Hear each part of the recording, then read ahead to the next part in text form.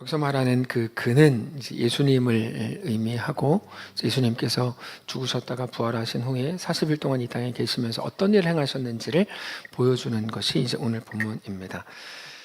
마지막 희망, 마지막 보루를 마즈노선이라고 이제 부릅니다. 그 마즈노라는 사람은 프랑스의 2차 세계대전 때 있었던 장군 이름이죠. 그 마즈노의 이름을 따서 만든 방어선입니다. 독일 1차 세계대전 이후에 2차 세계대전을 준비하면서 독일 히틀러의 공격을 대비해서 프랑스와 독일 그 국경지대를 최대한 활용해서 만든 방어선인데, 공사 기간이 10년 이상 걸렸고 공사비도 굉장히 많이 들었습니다. 그래서 사람들이 그 마지노선을 만들 때, 야, 아무리 히틀러 독일이라고 해도 이 마지노선 절대 못 뚫는다, 이렇게 일단 믿었습니다. 지하 방어선도 거의 완벽하게 만들어 놓았고, 그래서 실제로 누구도 뚫지 못할 것처럼 보였습니다. 프랑스는 이제 전쟁을 앞두고 마지노선만 믿고 있었던 거죠. 근데 상식적으로 히틀러 입장에서 못 뚫는다는데 굳이 거기를 왜 뚫고 들어가겠어요. 그래서 히틀러가 마지노선을 뚫으려고 하지 않고 벨기에로 삥 둘러가가지고 반대편으로 공격해서 뒤로 들어가서 마지노선을 점령해 버립니다. 무슨 말이냐면, 우리가 어떤 한 가지에 완전히 집중되어 있는 동안에 그거보다 더 중요한 다른 것들을 전혀 보지 못한다는 거죠. 그러니까 독일을 못 들어오게 막는 게 그들의 임무였는데, 마지노선이 있으니까 마지노선에만 더 집중하다가 이제 결국 점령당했다, 이런 겁니다. 그게 우리의 신앙과 특별히 교회에 자주 일어나는 일들입니다. 많은 신앙인들이 말하죠. 교회는 약한 사람들을 돌봐야 됩니다. 교회는 끊임없이 구제 사업을 해야 됩니다. 교회는 친교가 중요합니다. 뭐가 어떻습니다. 지역 문화를 선도해야 됩니다. 기도가 뜨거워야 됩니다. 이게 다 맞는 말들인데, 근데 너무 그러는 동안에 많은 사람들이 신앙의 기초, 신앙의 본질을 잃어버리고 있다는 사실입니다. 그러니까 뜨겁게 기도하고 지역 문화를 선도하고 구제 사업을 하고 약한 사람들을 돕고, 이게 왜 나쁜 거겠어요? 좋은 거죠. 그럼에도 불구하고 정말 그런 일들을 행하느라 정작 신앙의 기초인 예수 그리스도의 죽으심과 다시 살아나심과 우리의 구원자 되심은 잊어버리고 있는 게 현실이라는 거예요. 그럼 어떤 사람들은 자기 방어적으로, 그거 누가 잃어버리냐, 누가 모르냐, 그거 외에 이걸 하는 거지. 근데 그렇지 않습니다. 정말 가장 중요한 거는 모르고 잊어버린 채로 그거 외에 다른 것들을 막 행하느라 교회가 힘을 잃어버릴 때가 많은 거죠. 현대인들이 기독교와 교회에 대해서 어떻게 생각하는 줄 아세요? 사람들이 하나님의 존재를 믿습니다. 영혼이 존재한다는 것도 믿습니다. 하나님을 알고 있죠. 이성적으로 설명할 수 있는 일들이 없기 때문에, 너무 많기 때문에 하나님을, 신을 믿지 않는 게 바보입니다. 그러니까 무신론자야 나는, 그런 사람들과는 사실 대화를 별로 섞을 게 없는 게 그냥 바보 인증이에요. 아침에 해가 뜨고 똑같이 해가 지고 사계절이 있고, 그 다음에 인간이 해석할 수 없는 몸의 신비 이런 게 있는데 어떻게 하나님이 없다고 생각해요? 말이 안 되는 겁니다. 그거는 우겨도 적당히 우겨야지, 무신론자라는 건 말이 안 되는 바보 인증입니다. 근데 하나님이 있다는 거를 그래서 우리가 아는데, 중요한 건 뭐냐면 그 절대자, 전능하신 하나님이 그들의 삶에 아무런 영향력을 발휘하지 못하고 있다는 게 문제인 거죠. 하나님이 있다는 건 아는데, 그래서 하나님이 자기 삶에 아무런 영향도 끼치지 못해요. 그건 그리스도와 복음이 문제가 아니라 그들이 자기들 속에서부터 복음이, 그리스도의 능력이 아무런 영향력도 갖지 못하도록 제한하고 있기 때문입니다. 실제로 교회라 그러면 좋은 곳이라고 생각해요. 집안에 문제가 생기면 교회에서 나서서 해결해 주기도 하고, 어떤 사회적인 문제가 딱 터지면 거기 막 달려가가지고, 2007년에 아마 2008년 1월에 저기 서해안에 그거 났을 때, 유조선 기름 흘렸을 때 다 가셔서 기름 닦으셨죠. 저도 갔어요. 저는 그때 서울에 있는 교회에 있었는데 저도 가가지고, 저는 방송에 나왔어요 그때. 그래서 제가 방송에 인터뷰를 했는데, 그때 아마 한국 교회들이 엄청, 저는 그게 KBS, MBC인 줄 알고 정성껏 했는데 알고 보니까 낚시 방송이었어요. 그래가지고 제가 실망했던 적이 하여튼 있는데, 근데 중요한 건 그게 아니고, 중요한 건 우리가 교회가 막 나서서 해결해주고 막 그런다고요. 근데 단지 교회가 좋은 곳일 뿐이지 그 이상은 안 해요. 우리 삶에 들어와가지고 우리의 어떤 비전과 우리 삶의 목적과 현재의 방향과 이렇게까지 하도록 허용하지는 않아요. 그냥 조직화된 시스템이 있고 착한 사람들이 모여 있으니까 정상적인 교회가 하는 일들이 건강하기도 하고, 사람들을 모아서 가정을 위한 프로그램도 하고, 아버지 학교, 어머니 학교, 부부 학교 이런 것들도 큰 교회들 해주고, 청소년 세미나하고 어린이 프로그램들을 하지만 언제부터인가 진짜 핵심이고 본질이어야 하는 게 빠졌습니다. 네. 어떻게 알 수 있는가 하면 아무런 결과가 없어요. 결과가 뭐냐면 생명은 반드시 생명을 만들어냅니다. 생명은 생명으로 이어지거든요. 근데 교회들이 대단한 일들을 하지만 아무런 열매가 없어요. 생명이 나타나지는 않아요. 그래서 대형 교회는 폭발적으로 팽창하고 사람들은 막 모여드는데 솔직히 하나님 나라의 일과는 거리가 멀고 그냥 자기들 교세 키우는 게 전부가 돼버렸어요. 그래서 우리가 몇 명이 늘어서 막 자랑하기 뭐 바쁘고 건물 짓고 사람 늘려서 돈이 많아지고 사람 모이면 그걸로 또 자기들 건물 짓고 또 교세 늘리고 영향력만 키워요. 생명이 하나도 없는 일들을 막 해요. 자기들의 목소리를 사회에 내는 게 전부예요. 그래서 1000만 기독교인이다 막 이런 소리나 해대고, 그래서 자기들의 세력으로 뭔가를 뭐 정치까지도 좌우하려고 막 하고, 기독교가 아닌 일들, 성경에서 말씀하지 않은 일들을 한국 교회가 세력이라는 이름으로 막 하고 있는 게 지금 현실입니다. 예수님의 소수의 제자들이 가졌던 폭발적인 그리스도인의 영향력은 현대교회에 그렇게 볼 때 없습니다. 너무 아쉬운 일입니다. 네. 왜 그럴까? 그 이유는 단순합니다. 본질을 놓치고 있어서 그렇습니다. 모든 프로그램들이 필요 없다는 말이 아닙니다. 근데 잘 생각해야 되는 건 그런 것들이 진정으로 좋은 것 되게 하기 위해서 꼭 필요한 건가? 그리스도인으로 하여금 그리스도인 되게 하기 위해 꼭 필요한 건가? 를 생각해 보면 그렇지 않을 수 있다는 거죠. 교회, 아니 우리가 이 땅을 살아갈 때 정말 중요한 거, 그리스도인으로 가장 중요한 게 딱 하나 있다면 그건 뭘까요? 우리를 위해 고난당하시고 죽으시고 다시 살아나신 예수 그리스도뿐입니다. 그 외에 가장 중요한 건 절대 없습니다.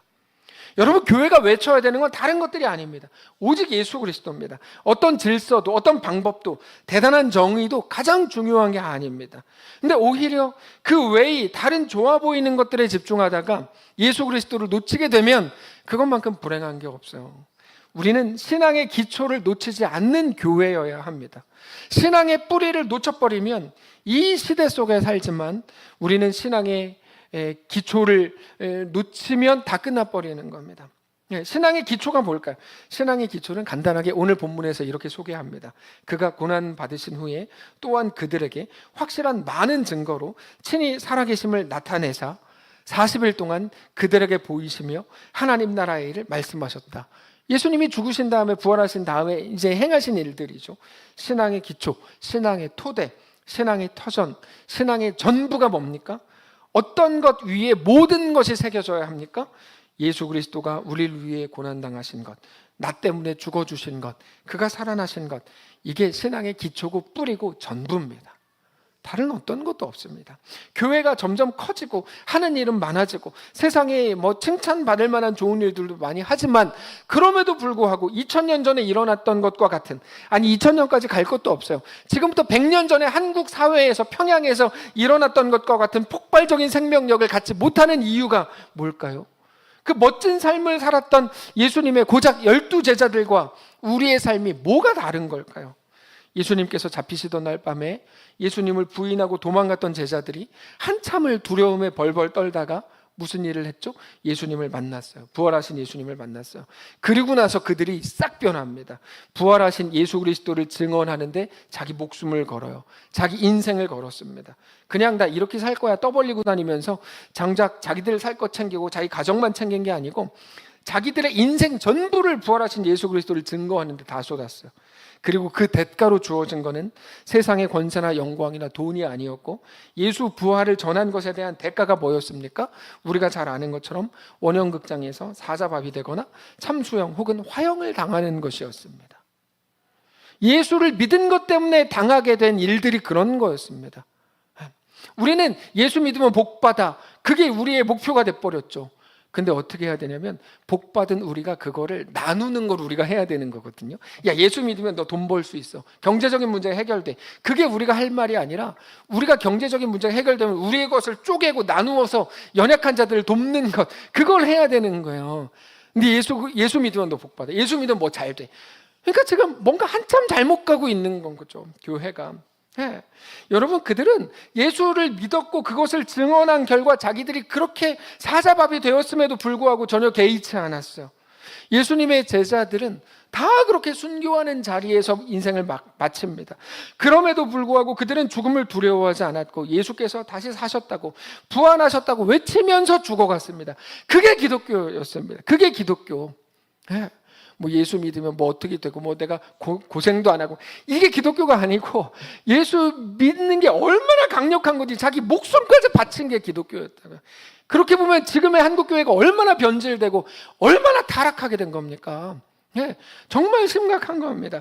도대체 그러면 그들이 어떻게 그렇게 할 수 있었던 건가? 그들은 모두가 부활하신 예수님을 진짜로 만났기 때문입니다. 부활하신 주님을 통해서 그들이 알던 하나님이, 예수님이 진짜 성자 하나님이라는 사실, 진짜 그리스도였다는 것을 두 눈으로 생생하게 확인했기 때문에 목숨을 걸고 그렇게 살았던 겁니다. 결국 우리 문제는 뭡니까? 우리 문제가 바로 거기 있습니다. 교회 다닌 지 수십 년 됐고 직분도 있고 신학교 나왔다 그러고 이런저런 여러 가지 사역을 다 했다고 해도 예수 그리스도의 죽으심과 부활을 너무 상징적이고 추상적인 걸로 받아들이니까 목숨을 걸지 않습니다. 그러니까 젊은이들 막 정신 나간 것처럼 예수를 말하지만 예수인으로 살지 않는 거죠. 그래서 우리는 목숨 걸지 않는 거예요. 생명을 들이지를 않아요. 뭐만 얘기하면 부담스럽다, 불편하다 막 이런 소리나 해야 되고, 이렇게 타락해버린 거예요. 안다고 하지만 모르는 거고 보지 못한 거고 어쩌면 만나지 못한 겁니다. 그럼 내가 예수를 모른다는 겁니까? 예수를 알게 되시길 바라고 믿게 되시길 바라요. 그래서 우리가 예수 그리스도에게 목숨을 걸지 않아요. 여러분, 예수에게 목숨 걸지 않는 예수교회라는 건 있을 수가 없잖아요. 근데 있어요. 우리 교회가 그래요. 지금 이 땅의 한국교회가 그렇고. 여러분, 이거는 우스운 얘기가 아니에요. 너무 심각한 얘기예요. 어떻게 하면 내가 교회 사역에서 한 발 뺄까? 어떻게 하면 멀리서 그냥 관망하다가 내가 직접적인 손해를 보지 않을까? 그래서 연말만 되면 제가 전화해가지고 집사님 내년 이거 합시다, 연락할까봐 제 전화는 받지도 않고 뭐 전화 뭐 얘기만 하려고 그러면 뭐 치앙마이 갑시다 이런 소리 할까봐 아예 그냥 뭐 제 눈만 마주치면 이렇게 막 하고. 이게 뭐냐고 이게.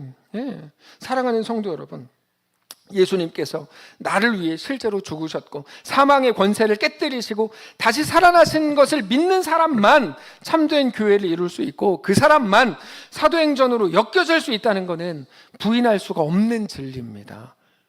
기독교는 생명에 관한 겁니다.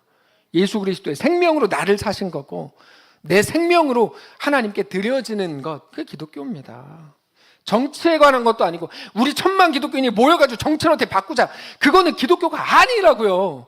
정확하게 말씀드리면 정의에 관한 것도 아니고 사회의 선에 관한 것도 아닙니다. 기독교는 생명에 관한 겁니다. 내가 죽고 내가 하나님의 백성이 되었다고 고백하는 겁니다. 오늘도 우리는 우리의 신앙, 이 신앙을 하나님한테 고백해요. 여러분, 우리 신앙 고백이라는 게 뭡니까? 사도신경으로 정리를 해놔서 우리도 사도신경으로 신앙을 고백하죠. 내용이 뭡니까? 하나님이 이 세상을 만드셨고 그의 아들 예수 그리스도께서 동정녀 마리아에게서 태어나셨고 본디오 빌라도에게 고난을 받으셨고 십자가에 못 박혀 나 때문에 죽으셨고 장사한 지 3일 만에 죽은 자 가운데서 살아나셨다는 것을 믿는다, 이 고백이잖아요. 여러분, 이게 어떻게 상징적인 주문입니까? 뭐 예를 들면 귀신 들린 사람한테 야, 너 신앙 고백 이렇게 사도신경 고백해, 그럼 귀신이 나가. 여러분, 이게 뭐 주문입니까? 저건 주문이 아니에요. 진짜 고백이에요. 고백. 나는 이 하나님을 믿습니다. 그 고백이에요. 우리는 저게 추상적인 말들이라고 주문을 외우는 게 아니에요. 예수 그리스도의 죽으심과 살아나심을 분명한 사실로 믿는다고 고백하는 거예요. 그래서 어떤 교회는 신앙 고백을 할 때 눈 감지 못하게 하고 눈을 뜨세요. 부릅뜨고 오른손을 들고 선서하듯이 고백합니다. 내가 믿고 고백하는 이 사실을 위해, 내가 믿는 예수를 위해 내 목숨을 바치겠다는 결의로 고백하는 거예요. 그게 기독교 신자의 고백입니다. 기독교는요, 그래서 우스운 게 아닙니다. 그냥 뭐 교인들 모여가지고 좋은 일이나 조금 하고 선한 일 조금 하고, 여러분, 그거는 교회가 아닙니다. 그게 무슨 교회는 예수 그리스도라니까요. 멋진 일인 것만큼 무거운 일이에요. 예수님의 제자들을 다 그렇게 죽었다니까요. 그래서 매주 우리의 주인이신 나의 주님께 목숨을 드리겠다고 고백하는 게 신앙 고백입니다. 자, 우리 오른손을 다 같이 듭시다. 오른손을 들고 사도신경을 읽읍시다. 그러면서 마음으로 고백하세요. 시작. 전능하사 천지를 만드신 하나님 아버지를 내가 믿사오며 그 외아들 우리 주 예수 그리스도를 믿사오니 이는 성령으로 잉태하사 동정녀 마리아에게 나시고 본디오 빌라도에게 고난을 받으사 십자가에 못 박혀 죽으시고 장사한 지 사흘 만에 죽은 자 가운데서 다시 살아나시며 하늘에 오르사 전능하신 하나님 우편에 앉아 계시다가 저리로서 산자와 죽은 자를 심판하러 오시리라. 성령을 믿사오며 거룩한 공회와 성도가 서로 교통하는 것과 죄를 사하여 주시는 것과 몸이 다시 사는 것과 영원히 사는 것을 믿사옵나이다. 아멘. 저게 우리 신앙의 고백입니다. 그냥 뭐 교회가 그냥 좋은 일 하고 착한 일 하고, 그게 아니라고요. 근데 우리는 너무나 많은 경우에 입술로는 믿음을 얘기하지만 믿음에 올인하지 않아요. 올인하지 않아요. 그냥 몇 명만이 자기의 시간을 드리고 자기 물질을 드리고 인생을 하나님께 드리고 있을 뿐이에요. 그리고 나머지는 야 대단하다, 나도 전해야 되는데 라고 생각하는 사람들이 조금 있고, 더 많은 사람들은 자기 목숨을 드릴 생각은 안 하고 그냥 그러면서도 인정받고 칭찬은 또 받고 싶어 할 뿐이에요. 얼마나 이상한 조직이 됐습니까, 교회가. 왜 그런 걸까요? 현실적인 문제들을 자꾸 계산하기 때문에 그렇습니다. 아니 근데 하나하나 다 계산하면서 현실적인 대안을 자기가 자기 머리로 다 세워가면서 하나하나 따져가면서 어떻게 신앙을 합니까? 어떻게 신앙을 합니까? 예? 오늘 어린이 주일인데 우리 아이들과 대화를 해보면 가장 안타까운 게 이 부분입니다. 어떤 부분이냐면 믿음이 없어요. 얘네가 믿음이 없어요. 이거 합시다. 못할 이유가 20가지가 넘어요. 20가지가. 예를 들면 이번에 뭐 아웃리치 합시다. 이번에 전도여행 합시다. 뭐라도 합시다. 20가지가 뭐예요? 200가지가 넘어요. 네. 이것 때문에 못하고 저것 때문에 못한대요. 좀만 기다려달래요. 언제까지 기다릴까요? 예수님 오실 때까지 기다릴까요? 네. 근데 아이들이 왜 이렇게 현실적이게 된 걸까? 너무 똑똑해진 거죠. 얘네가 왜 똑똑해졌는가? 아니, 불행한 시대가 된 거죠. 믿음을 갖지 못한다? 여러분, 신앙인인 우리가 생각할 때 얼마나 불행한 겁니까? 그거보다 더 큰 불행이 어디 있습니까? 어쩌다가 이렇게 믿음이 없게 된 겁니까?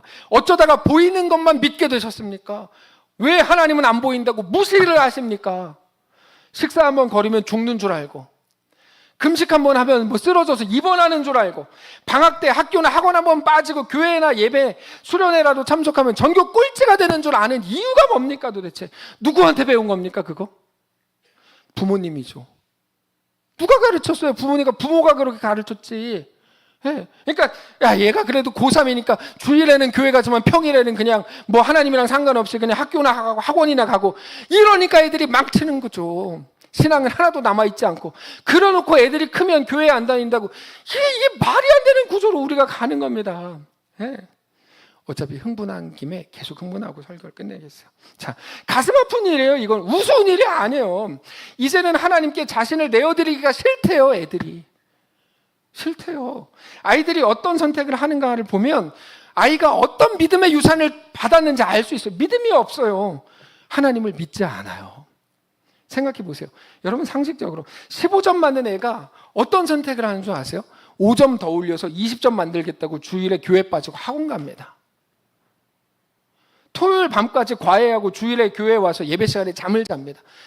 집사님이 주무시는 건 약을 드셔가지고이니까 제가 뭐라고 하지 않기로 지난주에 말씀을 드렸고, 집사님은 약을 안 드셨는데 주무시는 거니까 일어나셔야 하고, 애들이 토요일날 밤까지 과외받고 주일날 예배 시간에 잠잔다니까요. 근데 그 5점은 있으나 마나한 점수예요. 제가 그 점수를 무시하는 게 아니고 사실은 그래요. 얘가 교회 빠지고 공부해서 15점이 20점 된다 그래가지고 그 20점 때문에 무슨 부귀영화를 누리냐고. 얘가 반대로 15점이 10점 된다 그래서 죽고 망하는 게 아니에요. 근데도 꼭 학원 가서 5점 더 받으려고 그래요.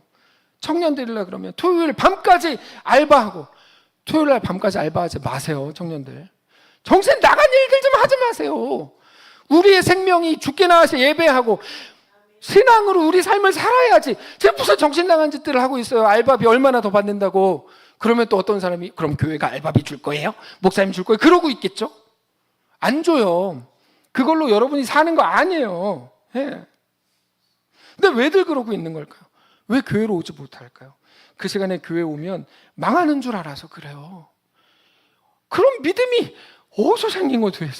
하나님의 말씀에 대한 믿음은 하나도 없고 세상의 가르침에 대한 믿음으로 꽉 차 있고, 이게 무슨 기독교입니까? 이게 하나님의 말씀과 성령의 역사에 대해서는 제가 흥분하지 않고 하겠습니다.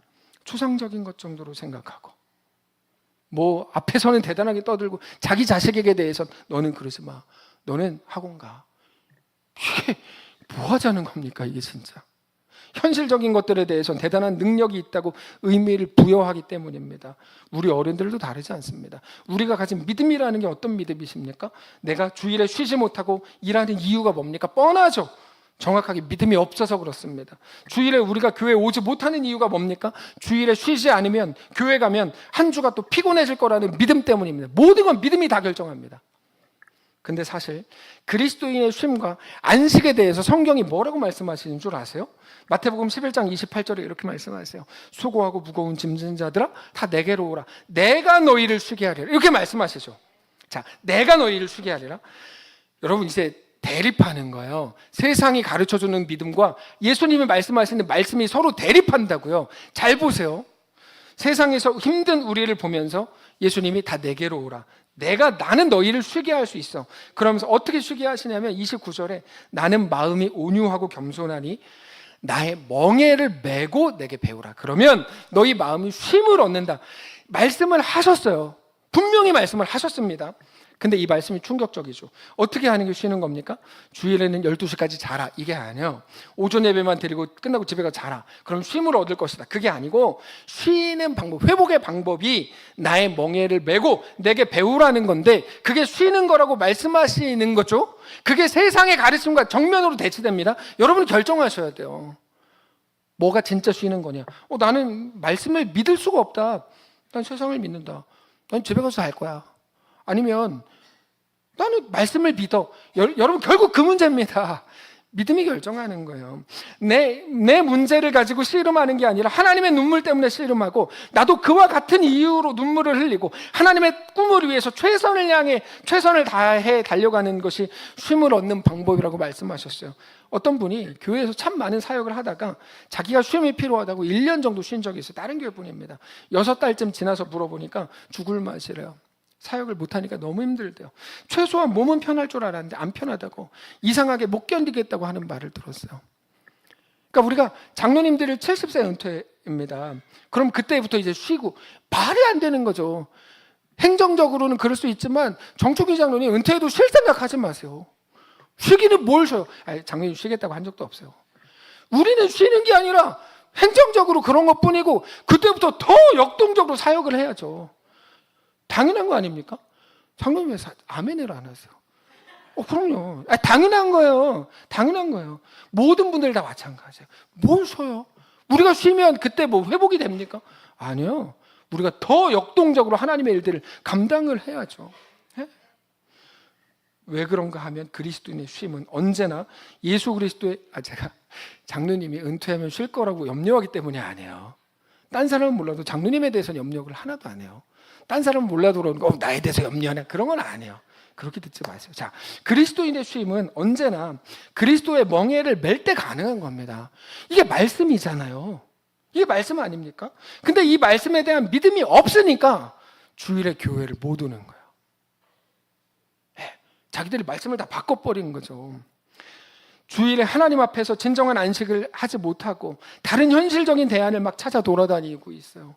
얘네가, 애들이 믿음이 없으니까 주일에 학원을 가고, 어른들은 믿음이 없으니까 다른 곳에 가요. 이 둘이 너무 똑같은 모습입니다. 자, 그러면 과연 누가 입술의 고백에 그치지 않고 죽은 자 가운데 살아나신 우리 주님을 쫓아서 자신의 삶으로 이 시대의 교회를 이루어갈 수 있겠습니까?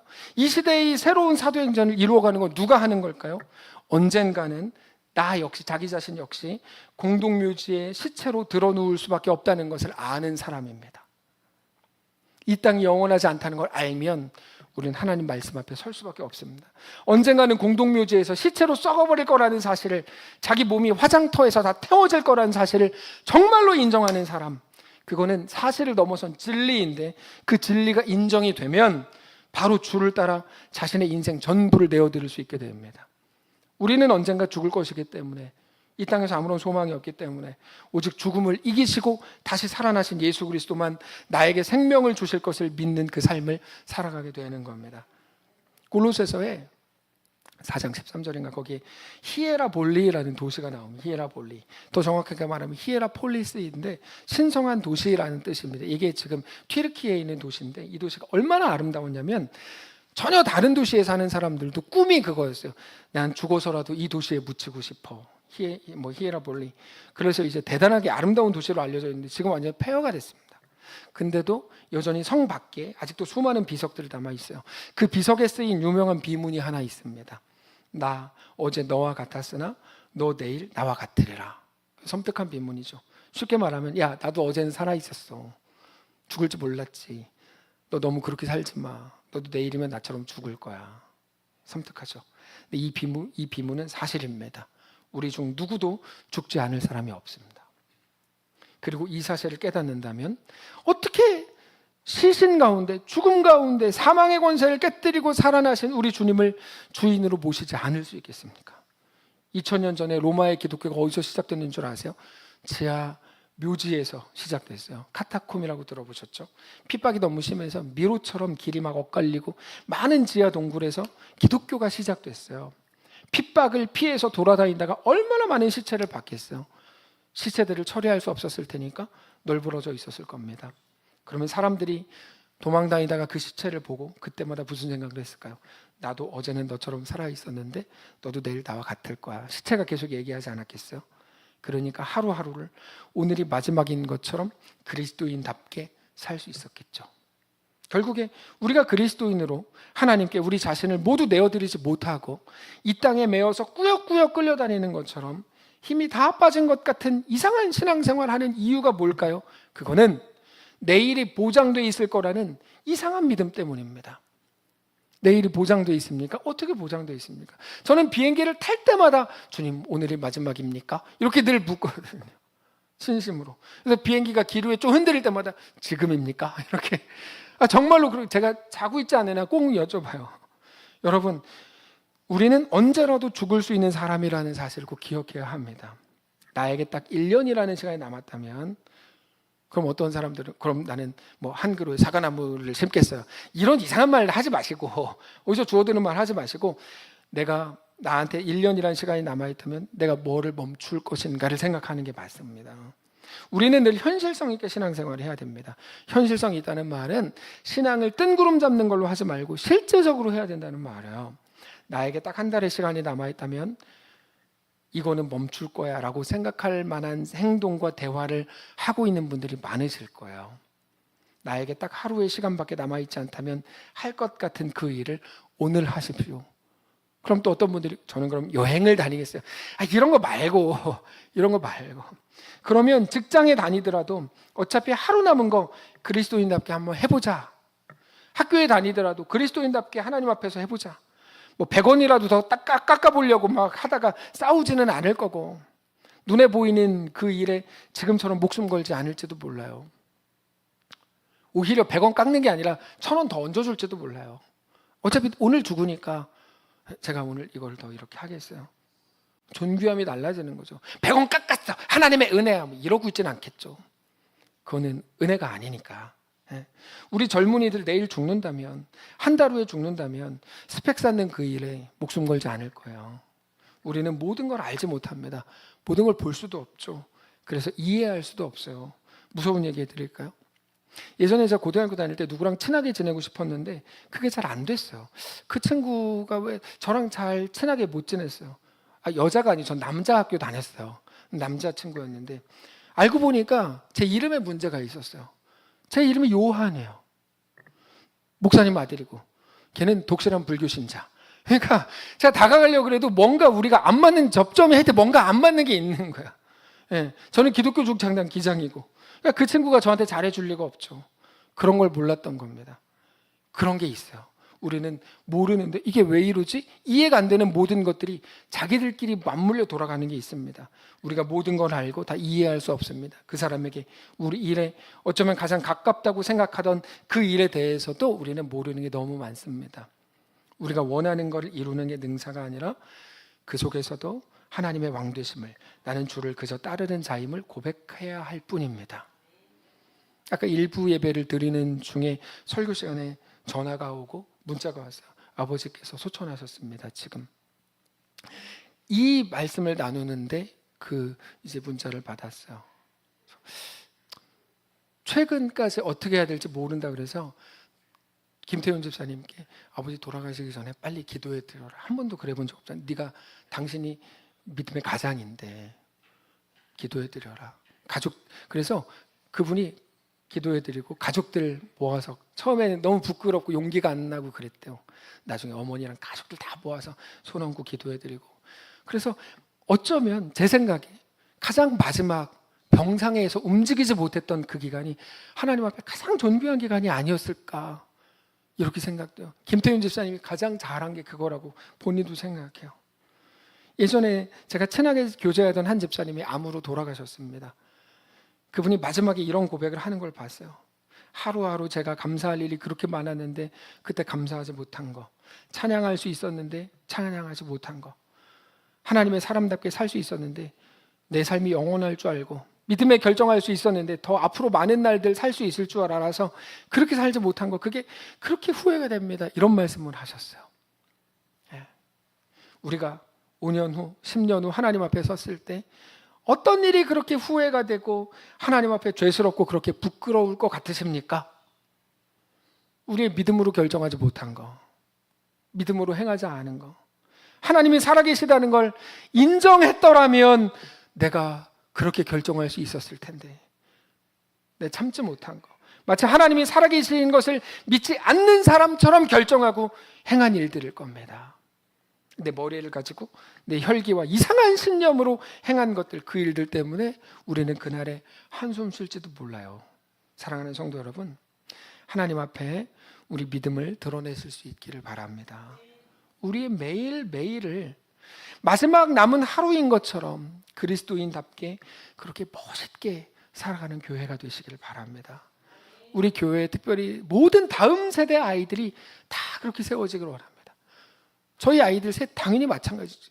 유일한 기도 제목이에요. 제발 예수 잘 믿게 해주십시오. 다른 거 하나도 없어요. 제발 예수 잘 믿게 해주십시오. 우리 주 예수님의 죽으심과 부활과 다시 오심을 기억하고 믿으면서 오늘을 살아가는, 그렇게 신앙의 기초를 놓치지 않는 거룩한 교회가 되시기를 주님 이름으로 축복합니다. 찬양합시다. 깊은 절망의 수렁 가운데 주님께 닿을 수 없던 우리, 그러나 내가 주의 이름을 부를 때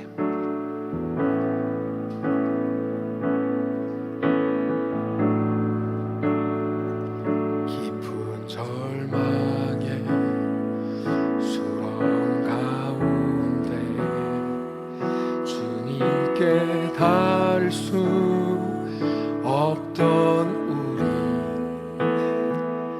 어두운 밤중에 하늘을 향해 주의 이름 나 부르네. 어둠을 뚫고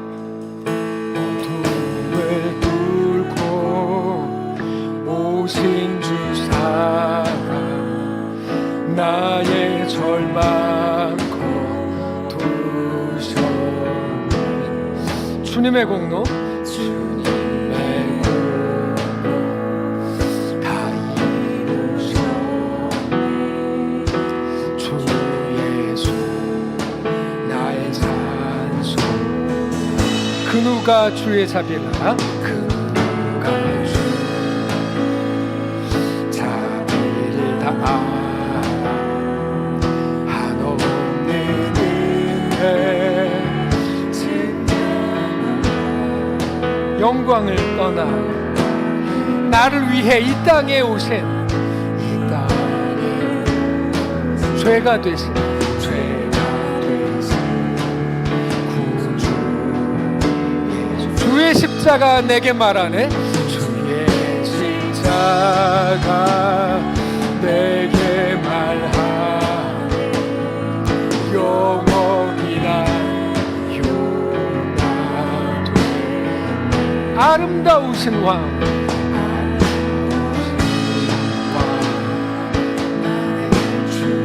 그리스도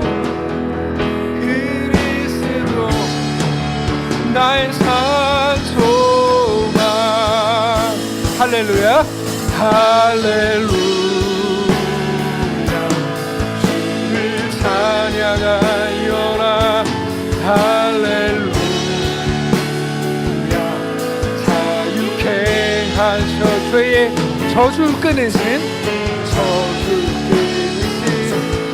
주의 구원이 또다 주 예수 나의 산소 할렐루야 주를 찬양하여라 할렐루야 주를 찬양하여라 할렐루야